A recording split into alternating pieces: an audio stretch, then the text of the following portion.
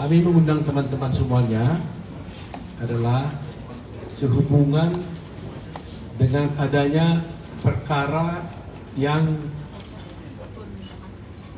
berjalan di Jakarta Pusat, di mana Bapak Insinyur Joko Widodo dijadikan sebagai pihak tergugat di dalam perkara tersebut bersama-sama dengan KPU, demikian juga Bapak Anwar Usman dan juga Bapak Profesor Dr. Pratikno. Jadi ada 4 dijadikan sebagai pihak tergugat dan turut tergugat di Jakarta Pusat, yang mana gugatan tersebut diajukan oleh ada 3 orang, yaitu Pak Haryanto, kemudian Firman Tendri Masengi, dan Aswar Furgudiama, di mana ketiga orang ini dalam gugatannya mengaku sebagai aktivis dan mereka diwakili oleh kuasanya dari tim pembela demokrasi Indonesia 2.0 atau TPDI 2.0. Itu kuasa hukum daripada perkara ini didaftarkan pada tanggal 10 November 2023, jadi jauh sebelum pemilu dilakukan. Tetapi hari ini kita sudah mendapatkan putusan dari Pengadilan Negeri Jakarta Pusat hari ini Senin tanggal 3 Juni 2024 yang menyatakan bahwa gugatan yang diajukan oleh ketiga orang ini yang disampaikan melalui tim TPDI ini dinyatakan tidak diterima karena Pengadilan Negeri menyatakan dirinya tidak berwenang untuk menangani perkara ini. Sebagai latar belakang, kami sampaikan dulu bahwa memang kita merasa prihatin ya, karena Bapak Jokowi, Insinyur Joko Widodo telah digugat dalam 3 perkara sebelumnya, ya, 3 termasuk ini. Satu diantaranya adalah di PT UN. Gugatan itu menyangkut tuduhan yang disampaikan kepada Bapak Joko Widodo, di mana Pak Joko Widodo dituduh melakukan praktek dinasti. Tetapi puji Tuhan, gugatan tersebut telah dinyatakan juga tidak diterima di PT UN. Itu gugatan yang pertama. Gugatan yang kedua, Pak Joko Widodo juga digugat lagi oleh beberapa orang, diwakili oleh Egy Sujana, yaitu tentang ijazah palsu. Gugatan tersebut oleh Pengadilan Negeri Jakarta Pusat juga dinyatakan tidak dapat diterima. Kalah lagi mereka 2 kali. Nah, terakhir inilah yang terakhir, di samping nanti ada perkara yang lain, tapi khusus Pak Joko Widodo. Perkara ini adalah Pak Joko Widodo dituduh melakukan perbuatan melawan hukum karena katanya sebagai ayah daripada Gibran tidak menghalang-halangi dia untuk mencalonkan menjadi wakil presiden, calon wakil presiden pada waktu itu, dan tidak melarang KPU untuk mendaftarkan Gibran sebagai calon presiden, calon wakil presiden. Demikian juga gugatan yang ditujukan kepada Pak Anwar Usman. Pak Anwar Usman dituduh karena tidak mengundurkan diri sebagai hakim konstitusi yang memeriksa perkara nomor 90 yang sudah kita tahu bersama. Kemudian Pak Pratikno juga digugat karena dianggap tidak melakukan kehati-hatian dan melanggar kepatutan dalam proses pencalonan Gibran dan Prabowo pada waktu itu. Jadi yang ingin saya sampaikan adalah betapa dahsyatnya bagi kita menganggap ini sebagai gangguan, tapi bagi hukum ini memang adalah sah, mereka bisa mengajukan gugatan. Tapi gugatan ini sama sekali tidak terbukti sama sekali. Jadi kalau boleh kita katakan, kalau ibaratnya pertandingan sepak bola, ini hat-trick ini, 3-0. 3 gugatan ini semuanya tidak dikabulkan oleh pengadilan, 1 melalui PT UN, 2 melalui Pengadilan Negeri Jakarta Pusat. Jadi dapatlah kita simpulkan bahwa tuduhan-tuduhan selama ini kepada Bapak Insinyur Joko Widodo sama sekali tidak benar. Kalau selama ini ada narasi-narasi sedemikian rupa yang dituduhkan kepada Joko Widodo, bahkan terhadap keluarga. Karena di PT UN itu Ibu Iriana, ya, Ibu Iriana, Ibu Negara juga dijadikan tergugat juga di PT UN di perkara tersebut. Jadi coba bayangkan seorang ibu negara yang hanya duduk menyampingi suaminya juga digugat. Walaupun secara hukum boleh-boleh saja orang menggugat, tapi mestinya kan harus ada dasarnya. Nah, ini kadang-kadang juga menjadi blessing in disguise juga.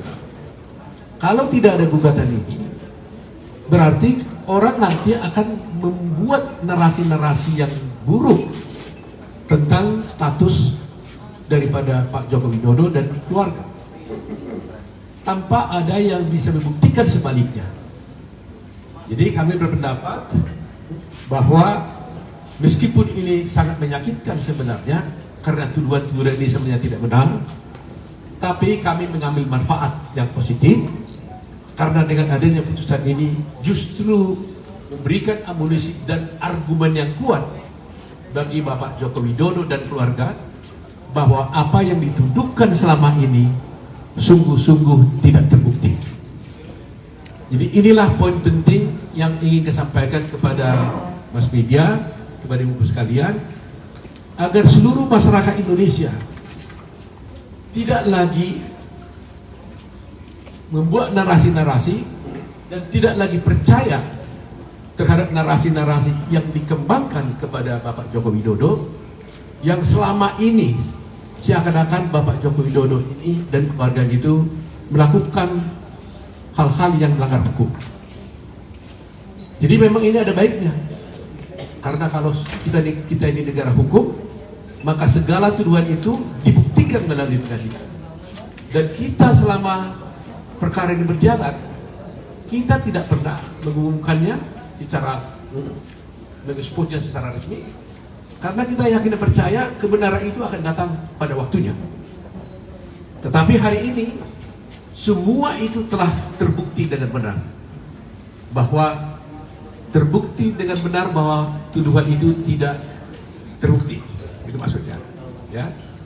Jadi perkara pertama PT UN tentang dinasti, tuduhan itu tidak terbukti. Perkara yang selama ini di-expose secara luas mengenai ijazah palsu juga tidak terbukti.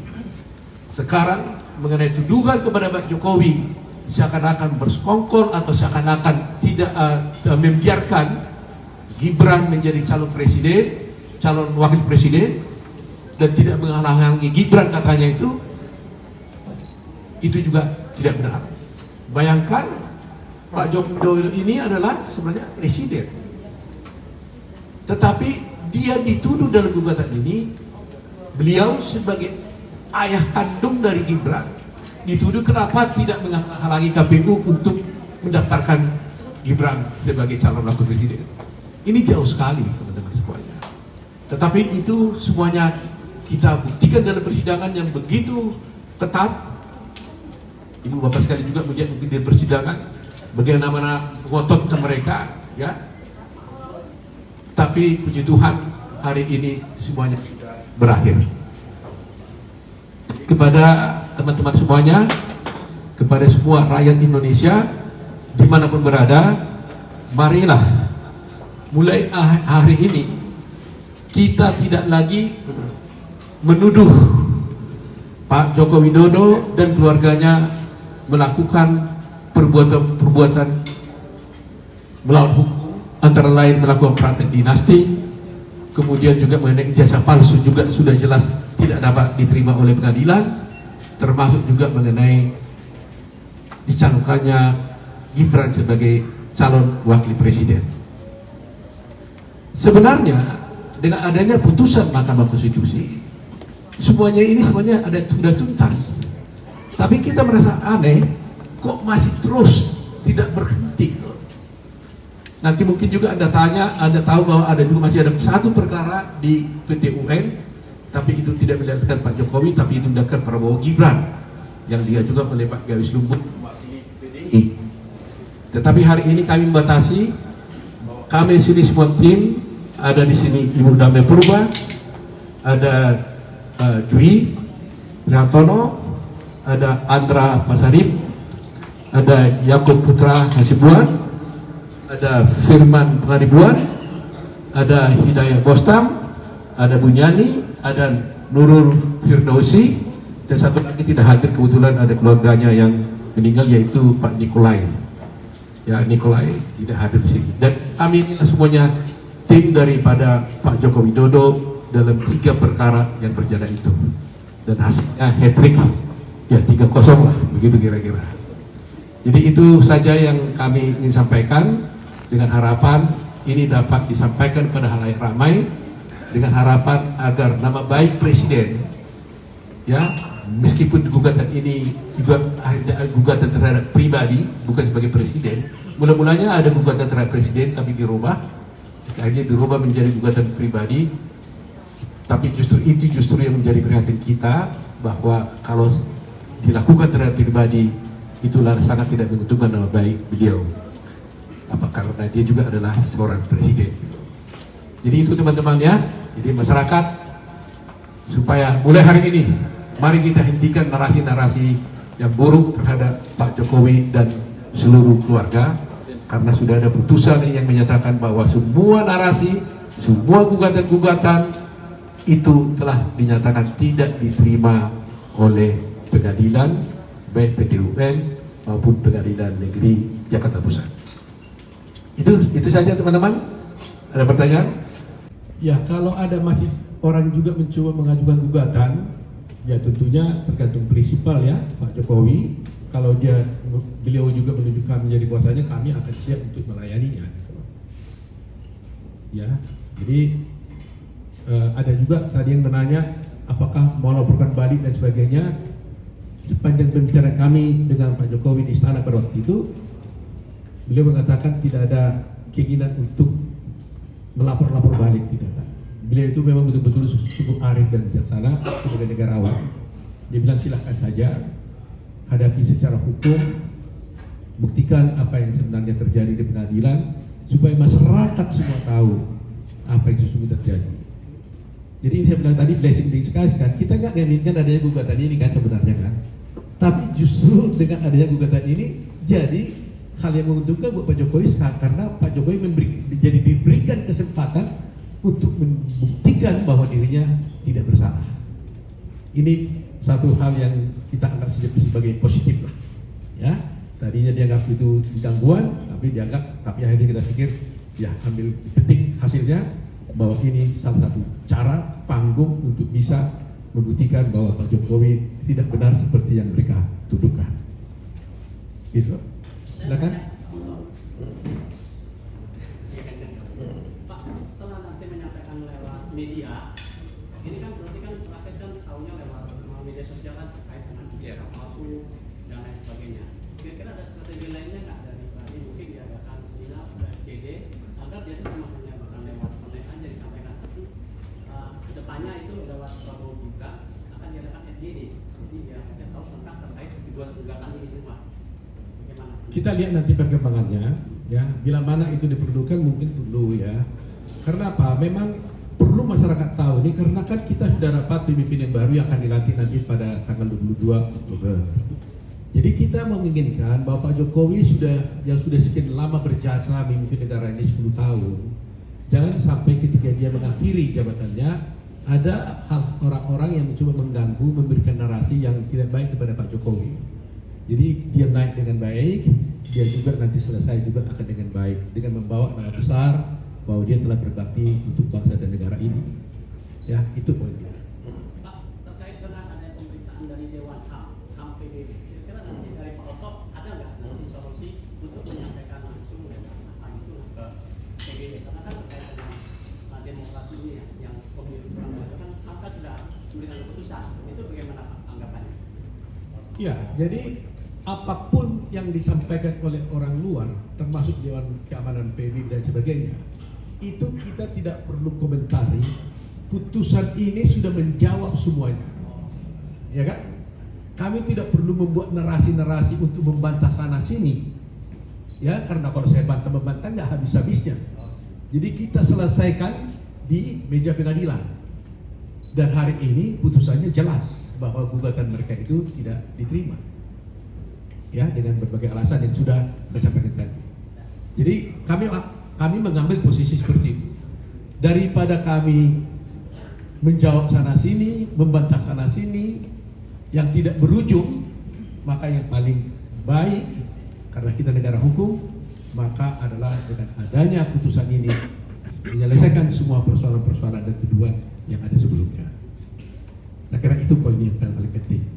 Jadi kalau maunya ada orang mengatakan Pak Jokowi begini-begini, ya tinggal bilang aja, lihat aja putusan pengadilan, ya kan, supaya jangan ada dispute kan, tidak ada lagi persoalan. Tapi kalau kita hanya gonjang-ganjing di media, itu kan tidak akan ada kepastian.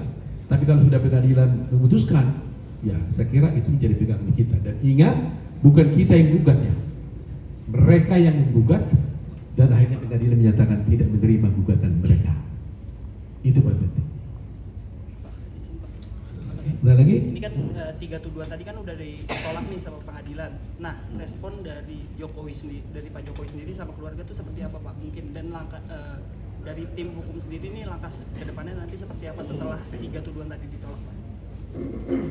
Ya tentunya kami sebagai tim hukum nanti kami akan melapor kepada beliau karena ini putusan ini baru keluar tadi kira-kira jam 11 pagi. Jadi sore kita konferensi pers. Tapi tadi sudah saya beritahukan adanya putusan ini, dan tentunya sebagai kuasa hukum kami nanti bersama-sama akan menghadap beliau untuk memberikan laporan. Kan itu wajib ya sebagai seorang profesi. Kami menerima kuasa dari beliau, otomatis kami laporkan bagaimana hasil daripada pelaksanaan kuasa ini. Nah setelah itu nanti kami akan mendapat informasi apakah langkah selanjutnya daripada Pak Joko Widodo. Tapi selama ini yang kami ketahui, Pak Joko Widodo itu tidak pernah berpikir untuk melapor-laporkan orang. Dia dengan jiwa besar menerima, ya sudah, diselesaikan aja melalui pengadilan. Tidak ada niat lapor polisi, menekan orang dan sebagainya, enggak ada. Begitu arif dan bijaksana soal itu. Ya, demikian juga Pak Pratikno yang ikut juga sebagai tergugat di sini, dia tenang-tenang saja, dia bilang ya udah ikuti proses hukum aja. Jadi saya kira kalau ada yang ingin bertanya langsung kepada Pak Jokowi, kami persilahkan, atau langsung wawancarai juga Pak Pratikno, silahkan ya. Tapi hari ini kami mewakili beliau melalui Pak Joko Widodo. Saya kira sudah cukup bisa memberikan penjelasan kepada masyarakat tentang adanya fakta-fakta ini. Ya, kelihatannya ini kan singkat kami sampaikan, tapi ini adalah masalah presiden kan, masalah seorang Joko Widodo yang notabene adalah presiden. Ini tidak bisa dibiarkan, karena biar kemanapun kalau ini dibiarkan begini tanpa ada klarifikasi dari Pak Joko Widodo kepada semua masyarakat, nanti akan terbawa sepanjang hidupnya kan, selama-lamanya. Tapi dengan adanya klarifikasi ini, maka jelaslah ending daripada tuduhan-tuduhan itu kita sudah tahu bahwa ternyata hal itu adalah tidak benar. Jadi kita tutuplah masalah-masalah tuduhan-tuduhan tersebut. Mari kita bangun bangsa ini dengan baik di bawah kepemimpinan nanti presiden berikutnya itu Pak Prabowo. tapi sampai 22 Oktober tentunya. Oke?